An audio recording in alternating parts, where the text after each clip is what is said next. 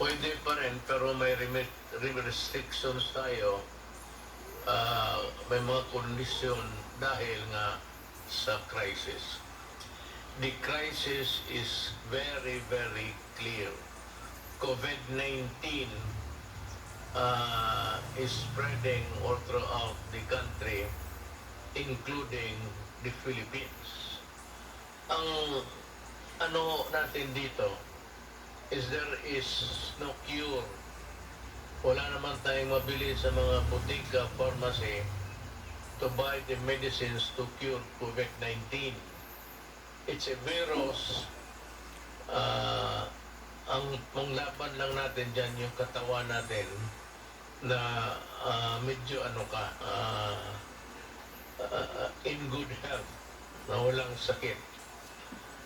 Yung medyo may mahina, make yourself healthier by whatever means, maybe food, vitamins, but most of all, try to obey what government is suggesting or ordering you to do. Huwag kayong matakot, huwag kayong manervyos, pero wala pang sabi ko mga antidote nito. It would only come in a form of a vaccine. Kagaya ng kagating kayo ng aso, tapos there is the tawag nilang rabies or rabies, if you may, pang-away. Sarili rin yung it's a form of their germs and immutate lang to fight, to warm our bodies, magbigay ng signal sa katawan natin na merong mga germs na pumapasok sa katawan mo, and the only way to fight it is to yung mga sundalo na tawag nila antibodies, yung pang-away mo sa mga madudumi, mga kagaw germs, sila yung ma-alert at sila yung papatay ng virus. But until now, wala pa ho yan. So, nandyan na yan. It's a serious one.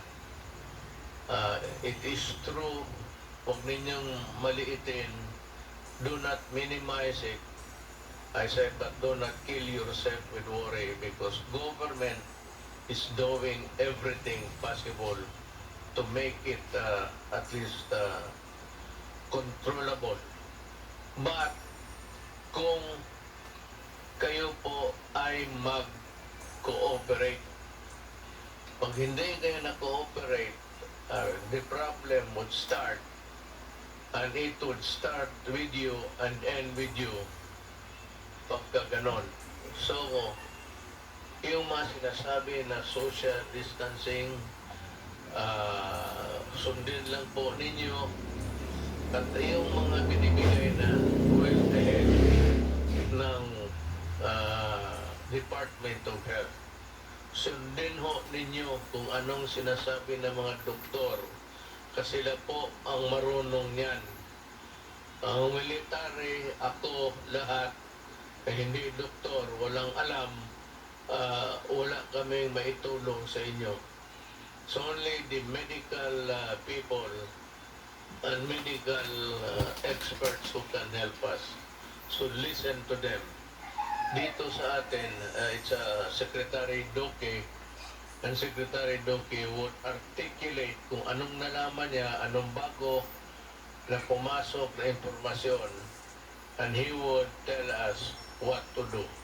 So it's very important to give credence to what he says. Ang importante niyan, sumunod kayo, at meron ho kaming itong task force, interagency to, kasali na ang military pati police, kasi kailangan namin ang tulong nila kung sakali man lalala talaga to.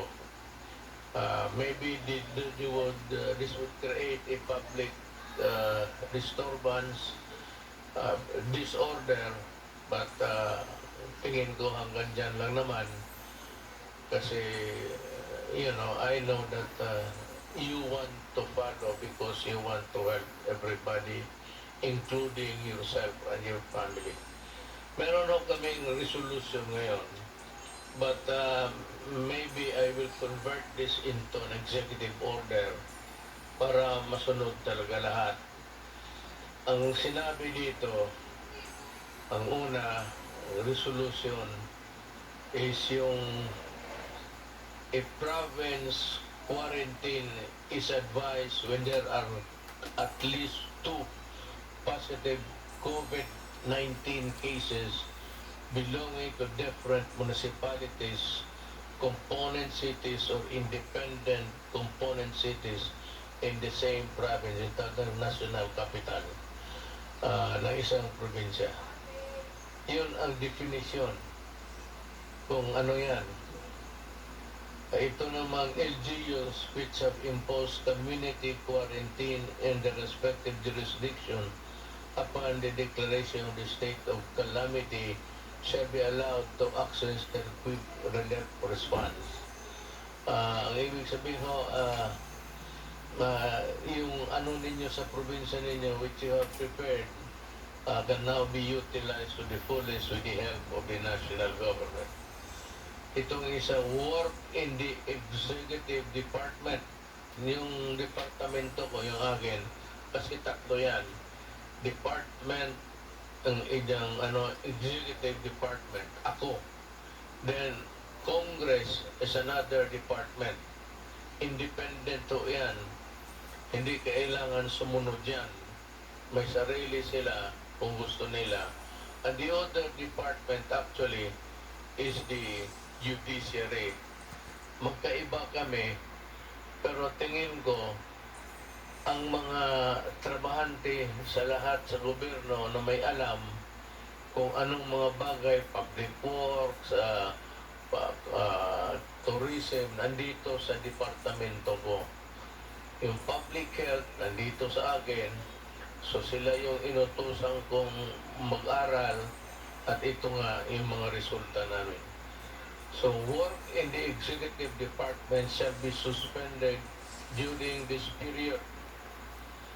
Walang trabaho, suspended sila, walang pumasok, without prejudice to the formation of skeletal workforces of government by government agencies in order to maintain the unimpeded delivery of services to the public. Ibig sabihin, sa mga opisina, nasyonal, walang trabaho, pero may mga skeletal, yung mga few employees, volunteer or selected na sila ang muna tuman report, ika nga, sila yung papatakbo ng departamento but with a reduced workforce. Ito namang flexible work arrangement shall likewise be encouraged in the private sector.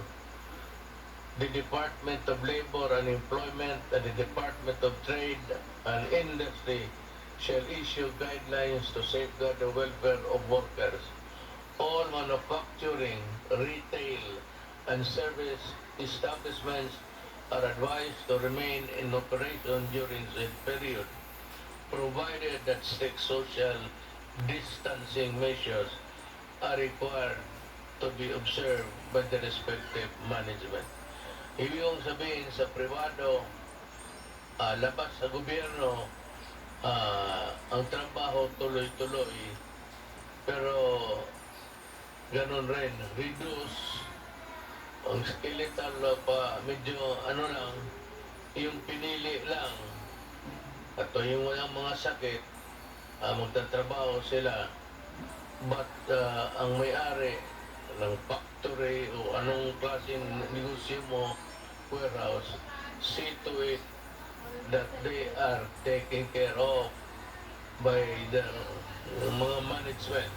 Huwag ninyong hayaan ang mga trabahante ninyo.